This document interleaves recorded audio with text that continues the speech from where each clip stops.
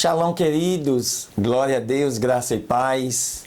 Mais uma semana que nós iniciamos o estudo dos livros da Bíblia Sagrada.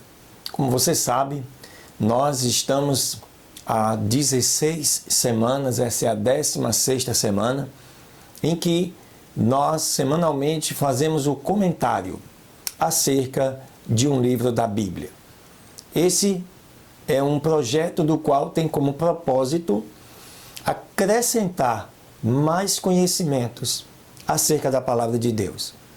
Cada livro tem sua especificidade, seu escritor, seu tempo, sua localização, sua razão, e isso com certeza vai ajudar no estudo e na leitura da Bíblia Sagrada, que já estão com os vídeos aí no nosso canal.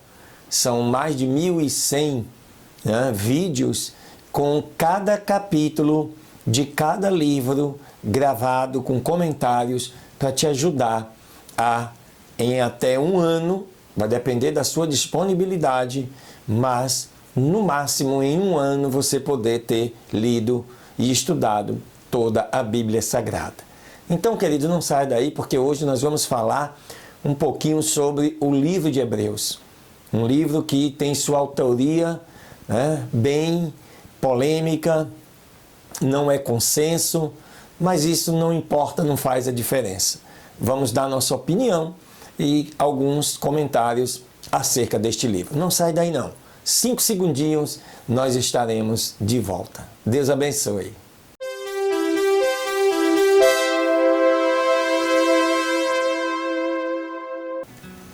Muito bem, amados, queridos, glória a Deus. Estamos de volta para fazer um comentário contigo. Você que nos ouve, você que nos assiste, você que faz parte da inscrição do nosso canal. Caso você não se inscreveu ainda, aqui embaixo você pode se inscrever, acionar o sininho aí para você receber toda semana a comunicação da nossa publicação. Vamos então, queridos, ao livro de Hebreus.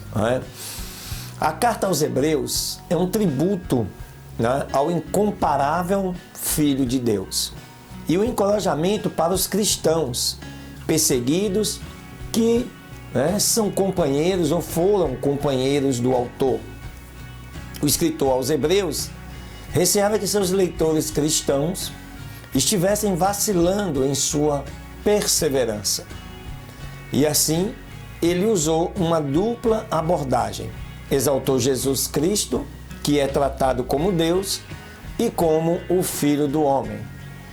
Assim, é o único que pode servir de mediador entre Deus e os homens. Além disso, ele exortou seus companheiros cristãos a alcançarem a maturidade e viverem pela fé.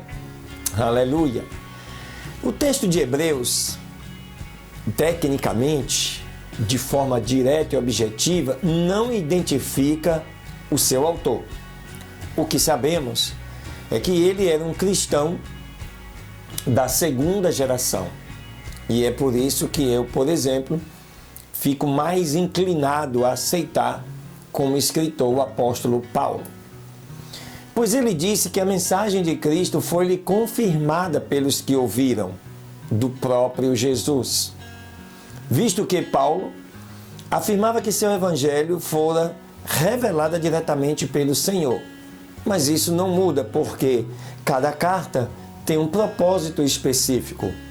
Cada maneira introdutória, a carta aos Coríntios, a carta aos Colossenses, aos Efésios, aos Gálatas, cada carta dessa tinha sua especificidade. Não poderia ser diferente com os Hebreus.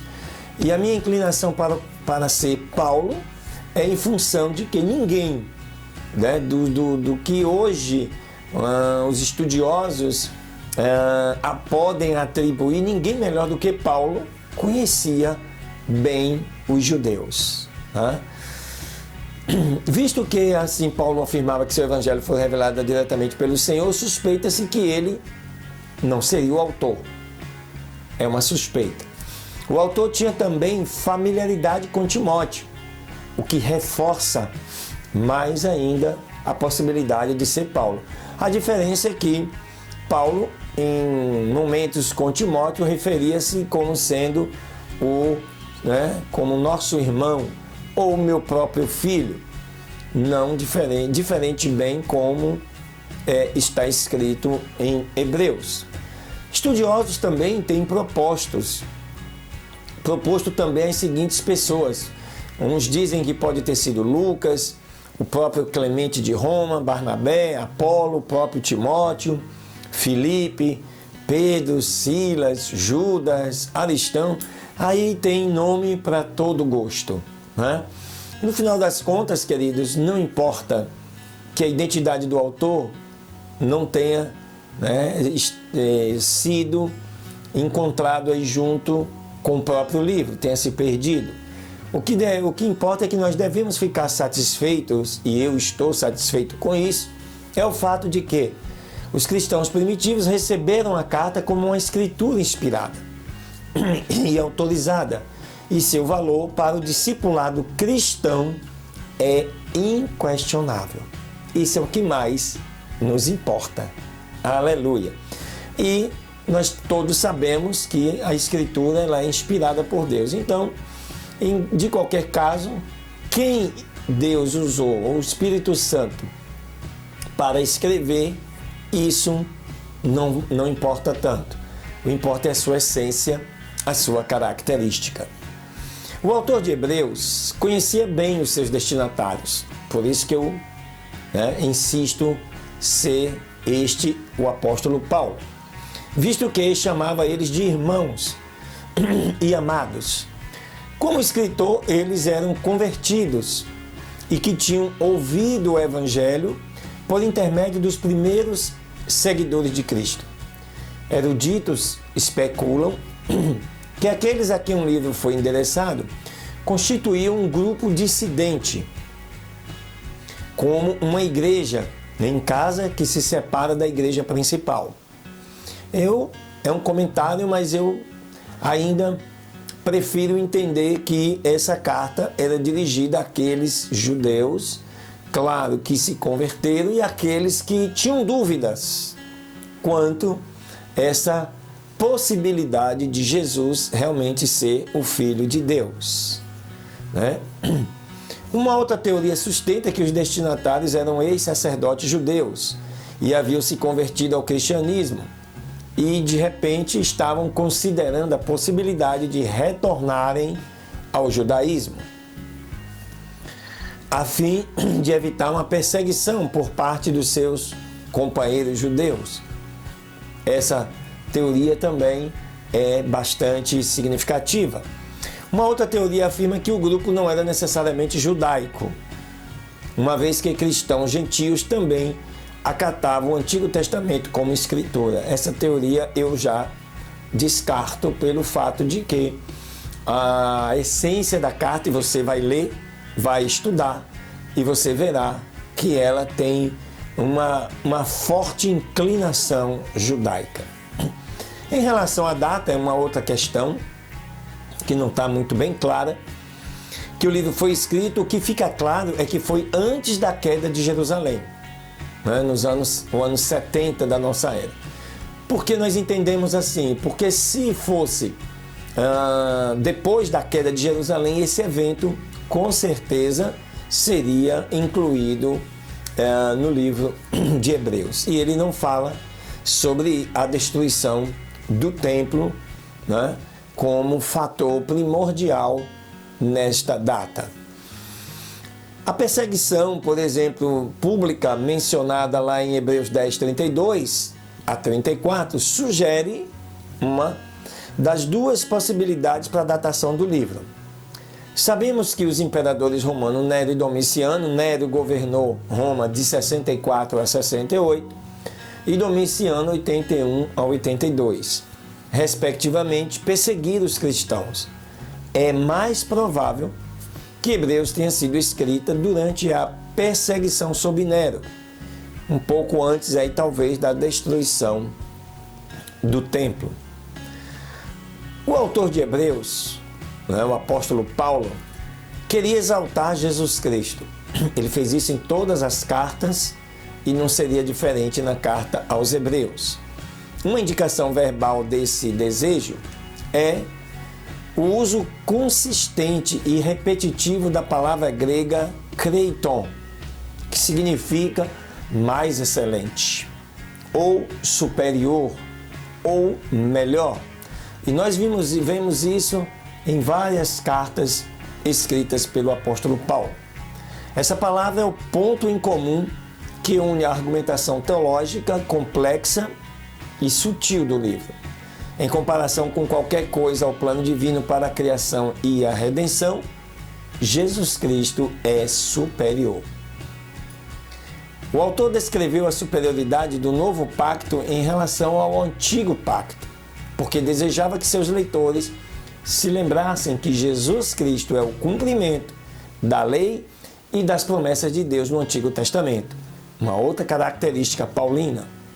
Por conseguinte, os leitores deveriam se acautelar quanto a crucificar de novo o Filho de Deus, expondo ele novamente à vergonha. O escritor desejava tirar esses cristãos da situação de estagnação em seu desenvolvimento para um padrão de crescimento em sua relação com Jesus Cristo. Essa era a ideia.